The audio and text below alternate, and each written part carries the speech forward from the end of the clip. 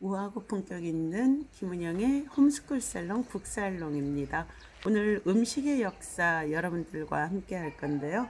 바로 레이 테너힐이 인류 음식 문화의 서사시를 쓴 아주 방대한 책이죠. 우물이 있는 집 출판사에서 나왔는데, 이 레이 테너힐이 아예 도서관에 몇 년 동안 있으면서 이 음식에 대한 통찰을 풀어낸 책이 바로 이 음식의 역사입니다. 요즘 우리가 음식을 맛집, 먹방 등에서 감각적인 것으로만 풀어내는 것에 비해서 이 레이 테너일은 음식의 세계사를 통해서 인류의 역사와 문화를 개괄을 하고 있습니다. 책은 전체 6부로 만들어져 있는데요. 선사시대, 중동, 이집트, 유럽, 아시아와 아랍, 중세 유럽, 세계의 확장, 현대 세계까지 해서 특히 현대 세계에서는 이 중산층과 부유층의 음식과 그리고 불순물 섞기, 그리고 대용식, 그리고 요리의 질,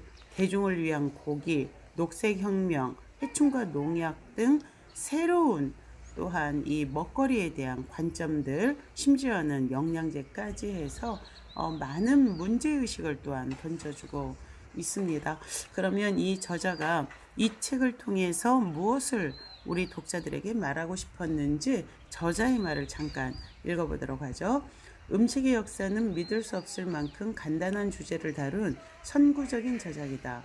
이 책을 쓴 목적은 인류의 3만 년 역사를 통하여 식생활의 특성을 형성해온 영향 요인들을 조사하고 보다 많은 양질의 음식에 대한 추구가 역사의 진행 방향에 때로는 결정적으로 또 때로는 미묘하게 작용하게 되는 경로를 쉽게 설명하려는 데 있다. 요컨대 어떤 면에서는 음식의 역사는 곧 인류의 역사임을 증명하려는 것이다. 결국 사람의 이 몸이라는 것, 그리고 사람의 생각이라는 것이 바로 이런 먹거리와 직접적인 연관이 되어져 있죠. 그래서 교육, 그리고 또 이 먹거리는 우리의 사람의 모든 것이라고 말해도 과언이 아닌 것이고, 앞으로 미래 인류가 무엇을 먹고 그리고 또 어떤 교육을 받느냐에 따라서 이 지구의 지속 가능성 또한 담보되어지는 거죠. 우리가 우리 자녀들 노예로 키우고 싶지 않잖아요. 그러면 주인이 되기 위해서는 아이에게 무엇을 먹고 무엇을 가르쳐야 하는가, 이건 너무나 절실한 문제라고 말할 수 있겠습니다. 내가 아는 한 이런 형태의 개괄적 연구는 국가적 규모로나 더욱이 세계적 규모로는 아직 시도된 바가 없었다. 또한 고고학과 인류학, 생물학, 생태학, 경제학, 공업기술, 동물학 등을 포함하는 새로운 분야들에 의해 최근에 밝혀진 정보들을 서로 관련시키고자 시도한 저작도 아직 보지 못했다. 많은 연구들이 산만하고 기술적인 면에 치우쳐 있었다. 그러나 대부분 자료들은 과거 음식의 역할에 대해 유익한 정보들을 제공해 주었다. 이런 종류의 책을 쓰는 사람은 여러 가지 문제에 직면하게 된다. 예를 들어 주어진 역사적 상황에서 주어진 주제의 중요성을 과대평가할 위험 때문에 도리어 그것을 과소평가하기 쉽다. 어설프거나 복잡한 연구 자료에 대해 지나치게 중요성을 강조하는 경향도 있다.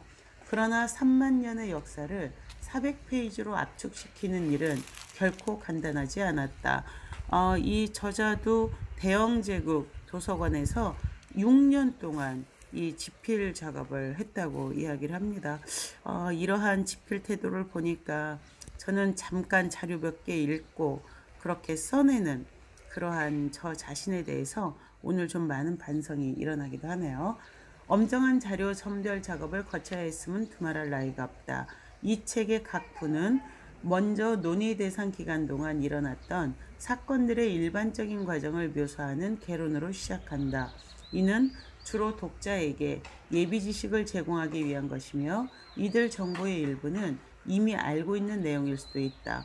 그러나 다른 한편으로는 대부분의 독자들이 잘 알고 있다고 생각되거나 다른 책에서 충분히 서술된 문제들, 영국, 미국, 프랑스의 음식과 요리법의 발달 등을 간단하게 다루기로 했다.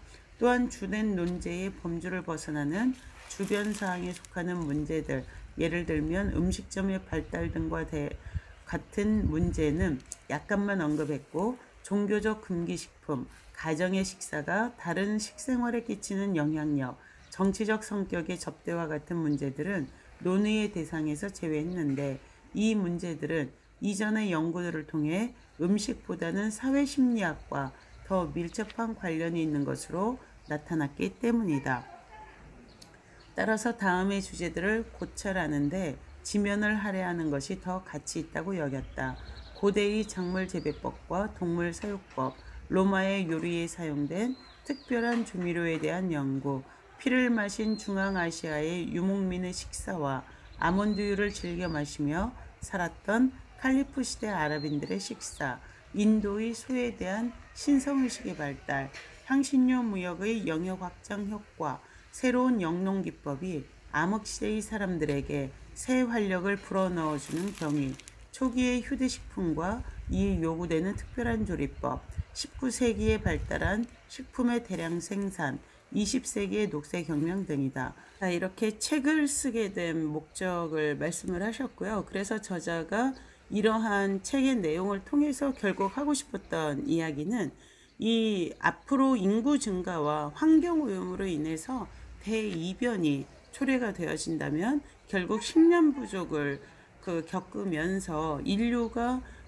맞게 될 그러한 어려움들, 이런 것들에 대해서 대비하자라는 이야기들이 쭉 나와져 있습니다. 그래서 우리가 그동안 뭐 통화위기, 컴퓨터 통신위성 등에 열중하고 있는 동안에 결국 우리가 망각하고 있던 것들, 이 음식이 인류의 실질적인 흥망성쇠를 모두 이야기할 수 있다라는 것에서 다시 한번 깨어서 우리를 돌아보자라는 이러한 저자의 이야기가 정말 많은 오늘 성찰을 가져오게 하는 것 같습니다. 자, 본문 내용 읽고 여러분들과 음식 문화의 역사 다시 한번 나눠보도록 하겠고요. 여러분들 정말 역사 공부 엄청 될 것 같아요. 우물이 있는 집 음식의 역사였습니다.